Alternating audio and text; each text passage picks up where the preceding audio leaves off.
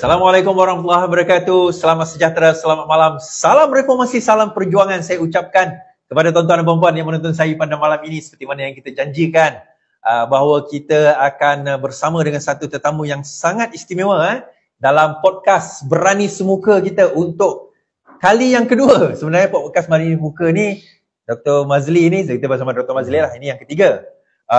Tapi kita buat tahun lepas. Tahun lepas, tahun lepas dah 23 kita buat. Dia tak berapa naik sangat sehinggalah berlaku sesuatu. Apa itu sesuatu? Jadi kita cerita lah.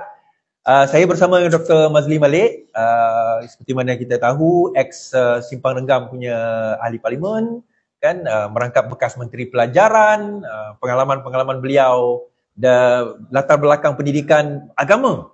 Kemudian dia pergi melanjutkan pelajaran dalam bidang PhD di United Kingdom.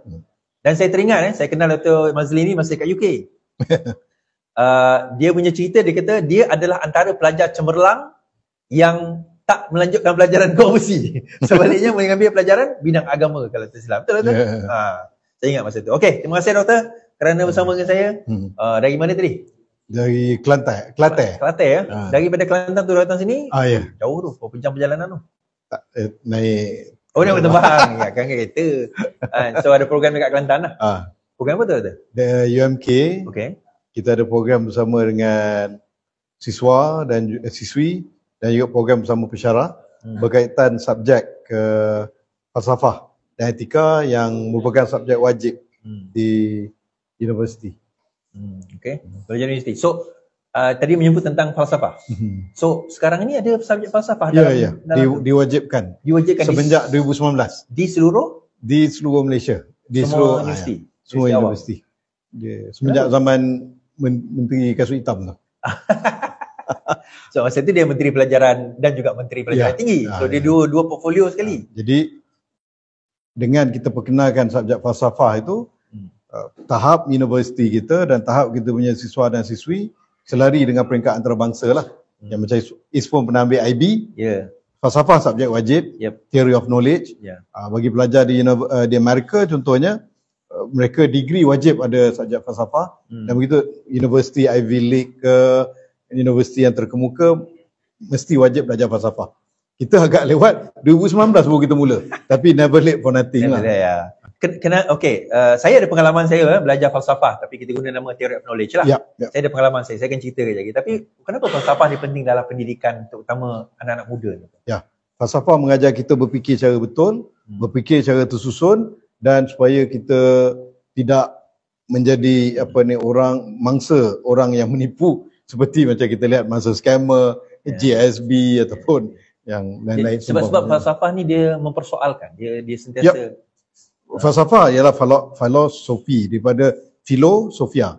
Filo, kecintaan yang tidak terhingga. Sofia, cinta pada Sofia lah. Sofia tu maksudnya hikmah, kebijaksanaan dan juga pemikiran, kepandaian. Jadi filosofia, cinta kepada hikmah ataupun wisdom. Jadi bila cinta kepada wisdom, dia akan sentiasa bermula dengan kenapa, mengapa. Jadi bermula dengan inquisitive thinking. Dan seorang yang belajar falsafah, dia takkan jadi Pak Turut lah. Takkan jadi lawan itu cakap. Takkan jadi mangsa propaganda murahan, takkan jadi mangsa scammer, dan dia akan jadi pelajar yang kritis. Dan yang lagi penting, dia akan menjadi ejen kepada bercambahnya idea-idea baru dan juga inovasi. Sebab tu kalau kita lihat macam ramai innovator walaupun mereka tu ahli fizik, mereka itu saintis nuklear, dia bermula dengan falsafah. Betul. Dan untuk kita datang dan explore dengan idea baru, kita kena keluar daripada idea lama. Dan kita kena tanya soalan, kenapa kita kena pakai macam ni? Kita dah so many years pakai macam ni, kenapa kita tak pakai macam ni? So why itu is a deep and meaningful punya questions untuk kalau tak belajar falsafah tak ada macam itu. Is boleh cakap macam itu sebab belajar falsafah. Betul. Saya jadi KP Jekong. Jangan. Satu benda yang saya belajar dalam theory of knowledge dulu adalah itulah dipanggil theory of knowledge kan. Where kita melihat pelbagai benda and we are allowed to think even kepada perkara-perkara yang pelik-pelik. So itu yang menarik. Kita belajar epistemology kan. Tadi ada soalan daripada student, dia kata falsafah ni daripada barat. Kan? Dia kata, jadi macam mana ada orang bila berfalsafah tak jumpa Tuhan? Saya kata, dan juga kita mesti ingat, teori ketuhanan juga bermula dengan falsafah. Atau dalam Islam, kita ada sifat 20, ilmu kalam, perbincangan para ulama seperti Ar-Razi, Al-Ghazali, Baqilani, Abu Hasan Asy'ari, Maturidi. Itu semua bersumberkan daripada falsafah. Usul fiqh yang dibelajar, yang wajib menjadi ilmu teras kepada para mufti, kepada ulama semua, itu syarat dengan cara berfikir falsafah. Betul. Falsafah ni cara berfikir tersusun. Malah bahasa Arab yang kita belajar ni hari, nahu. Orang belajar bahasa Arab, belajar nahu semua itu di zaman Arab, zaman sebelum kebangkitan ilmu Islam di Baghdad, tak ada kita belajar macam ni hari. Contohnya marfu' itu fa'il, naibul fa'il, mubtada, khabar, isim kana, khabar inna, semua itu disusun secara tersusun hasil daripada falsafah. Ya. Jadi okay. Falsafah ini cara berfikir tersusun, cara berfikir betul dan juga cara melihat dunia dalam kerangka yang tersusun. Dan kalau kita tengok juga, contohnya dalam even usul fiqh, macam contoh benda yang mudah lah kan, kenapa 13 rukun solat? Kenapa tak 11, kenapa 12? Ada yang mazhab lain kata 12 dan sebagainya kan. Zaman Nabi tak ajar kan? Nabi tak ajar. Nabi tak cakap okey nak sembahyang ni ada 13 rukun. Ada tak? Tak ada. Nabi tunjukkan, Quran sebutkan, dan yang datang kemudian ilmu fiqh semua para fuqaha dia susun 1 2 3 4 5 berdasarkan logik. Dan logik itu falsafah. Cuma kadang-kadang bila orang tu tak menyandarkan falsafah itu kepada akidah, itu yang kena dihilang. Ya. Dia silapnya dia lihat satu sudut. Falsafah ini dia perlu melihat semua sudut.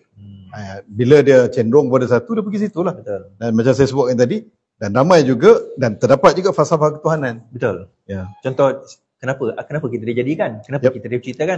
Ke mana kita selepas ini? Itu famous philosophical questions. Existentialist. Existentialism kan. Yang mana kita asal kita, apa kita buat kat dunia ni, lepas kita mati ke mana? Itu dosa famous question. Baik. Itu falsafahnya. Ni kita nak cerita falsafah ke mana ni? Belum. Okay. Kita mau intro. Warm up. Kita sementara tunggu rakan-rakan kita masuk ni. Kita sebenarnya objektif utama kita bawa Dr. Mazli ni sebab kehangatan yang kita bawa. Ni cerita ni. Kehangatan yang dia bawa baru-baru ini. Saya pun mula-mula terkejut juga doktor kan. Saya pun dah lupa pasal interview kita tu. Tiba-tiba ada beberapa channel ambil interview kita, dedahkan. Sorry, tanyalah dengan interview Dr. Mazli mendedahkan tentang Wan Bestari. Wan Bestari Net, dia kata. Bila masa aku dedahkan tengok. Ini tahun lepasnya video. Dah lupa dah. Dr. Mazli cerita macam ni, macam tu. Baik. Mungkin kita nak refresh sikit kepada penonton bahawa baru-baru ini SPRM telah pun membuka kertas siasatan terhadap Wan Bestari Net. Mungkin doktor kita nak refresh balik penonton kita, apa itu Wan Bestari Net dan apa sejarahnya? Silakan. Okey, secara ringkas, kalau nak mudah cerita kita kata Google balik akan keluar. Akan keluar muka, padahal Iswadi tak ada kena dengan Wan Bestari Net pun keluar juga, tapi itu khidmat kepada negara kan.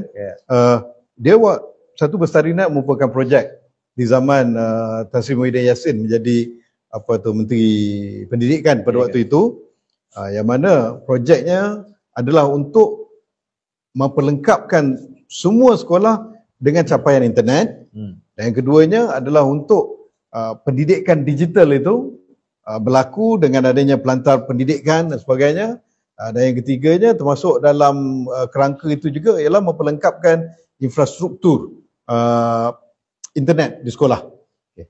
Jadi projek itu berlaku di zaman Muhyiddin Yassin menjadi Menteri Pendidikan dan juga timbalan Perdana Menteri. Perdana Menterinya Datuk Seri Najib. Jadi setelah dia berlaku, kita lihat dia menjadi satu isu kontroversi.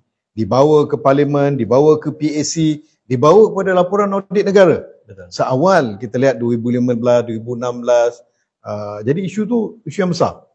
Dia berakhir pada 2019 Jun, dan saya pada waktu itu berada di KPM, diminta untuk buat keputusan sama ada nak teruskan ataupun kita stop. Dia sebelum dia 2019 tu, sebelum tu pun dia memang disambung kan? Ya. Daripada fasa kedua disambung fasa kedua. Dia fasa pertama it was 2013 kalau tidak salah, or earlier than that 12 macam tu. Lepas tu sambung fasa kedua 2016. disambung. Ya. Fasa ketiga Yep. which is 2019. Ya, ya. Jumlah dia berapa? Dalam 4 bilion lebih. 4 bilion. Dan dia berlaku pada dua menteri pendidikan. Dimulakan oleh Muhyiddin Yassin dan kemudian Muhyiddin Yassin keluar daripada kerajaan, daripada UMNO. Ganti dia Datuk Seri Mazhar Khalid. Ya. Dan kemudian bila saya datang itu dah tempoh penghujungnya. Jadi saya kena buat keputusan sebenarnya nak terus atau tidak. Jadi di zaman Muhyiddin mulakan, Mazhar Khalid meneruskan fasa kedua itu, dan di zaman saya kena buat keputusan. Yep. Sama dia nak terus atau tidak. Okay. Bila kita cerita keputusan itu, walaupun dah cakap, kita tanya lagi sekali, dapatan doktor pada masa itulah sebagai Menteri Pendidikan, of course datang dengan dibentang dengan apa orang kata dapatan, dengan report dan sebagainya.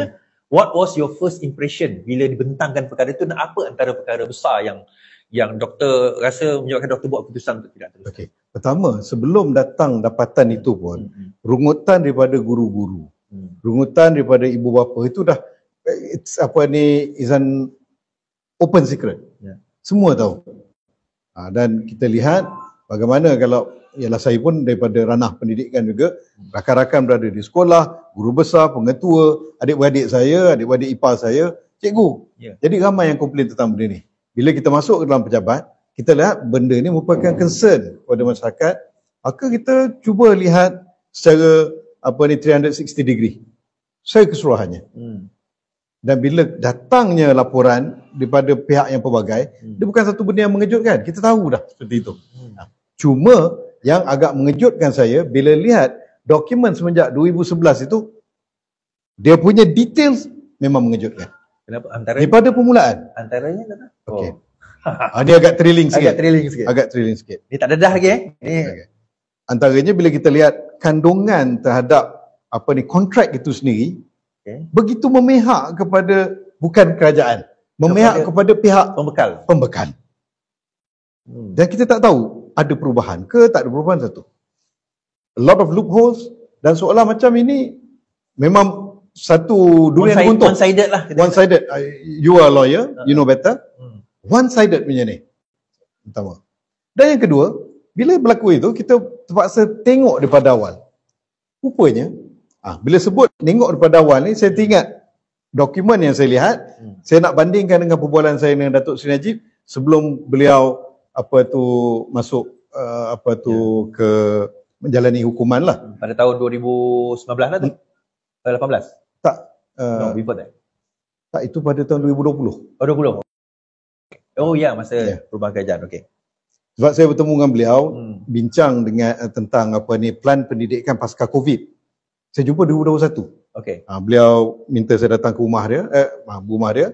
Jadi saya hadiahkan buku memori bukan memoir.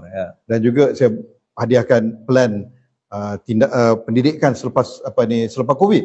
Saya berikan senaskah kepada Datuk Seri Zaid Amidi waktu tu beliau Presiden UMNO, berikan kepada Datuk Seri Najib kerana dia orang kata Datuk Seri Najib lebih berbisa waktu itu. Waktu itu terutama di kalangan ahli-ahli UMNO. Jadi kalau kita bawa sesuatu berkaitan pendidikan, kalau beliau push benda tu lebih saya bawakan kepada Datuk Ahmad Maslan. Pada waktu tu dia menjadi ketua whip BN di Parlimen, berikan kepada Tan Sri Muhyiddin sendiri sebagai PM, berikan kepada Razif Jidin sebagai Menteri Pendidikan, berikan kepada Nuraini sebagai Pendidikan Tinggi, dan berikan kepada Ketua Pembangkang semua. Tapi saya tak tahu apa berlaku pada plan tu. Plan pendidikan pasca COVID. Cumanya yang di-Pertuan Agong pada waktu itu, sekarang ni Sultan Pahang lah, ada address perkara tersebut. Tetapi Razif Jidin, Menteri Pendidikan pada itu tak laksanakan titah tuanku lah dalam ucapan pembukaan Parlimen. Akhirnya saya telah bukukan laporan itu. Di dalam buku saya CPR Formulation Education, dalam bahasa orang putih. Dalam bahasa Melayu saya buatkan generasi yang hilang. Dan juga ketika naik Menteri Pendidikan yang baru ni, saya telah berikan kepada Menteri Fadlina dan juga kepada pegawai-pegawai lah. Harap-harap mereka dapat laksanakan. Dan menteri pun baru announce berapa ratus ribu